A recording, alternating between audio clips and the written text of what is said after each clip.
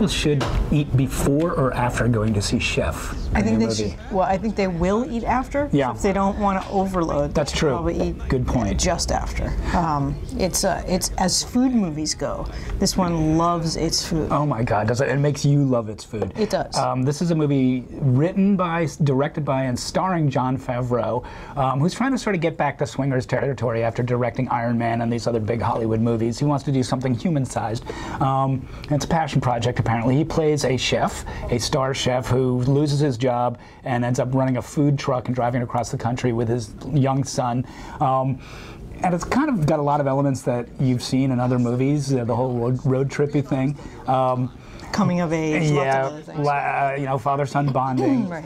It's comfort food, but you know, as I say in my review, it's, you know, made with fresh ingredients by people who care about what they're doing. Yeah, yeah. He definitely he did not just want to make a movie with food in it. Right. He wanted to make a food movie. In fact, I would argue that the least desirable parts of this are the sort of pat, you know, romantic comedy things and storytelling, but the food and his love for it and what he gets right about the industry is pretty great. I mean, there is a scene that where he makes an entire meal.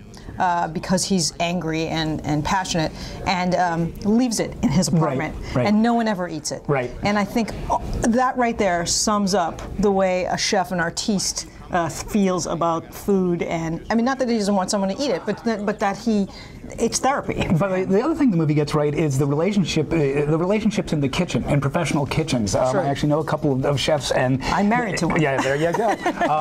And it's not, you know, they're not you know, they're not fancy people. They're working people, and they can be crude and funny and knock against each other, and this really gets that. Yeah, and it really gets the idea that the only limiting thing for a chef like that, or any chef, is what the buying public and the restaurant owning industry puts on them. Yeah. And so this is a movie about a guy who's being constrained by that, and you don't have to be a chef to relate to that. Right. And when he finds his bliss, when he finds his passion, it's because he goes back to his roots, and his kid finds it too. And there's this amazing scene where he gives his kid a knife. And again, I have to say, a chef's knife handed to him with such love is just part of the appeal of this movie. Is the really little details. I could have done with less Twitter. There's a lot of talk about Twitter. The ending ties things up in a very neat bow. The ending's the ending's a problem. Although, you know, as you said, stay till the end of the credits, because there you get to see the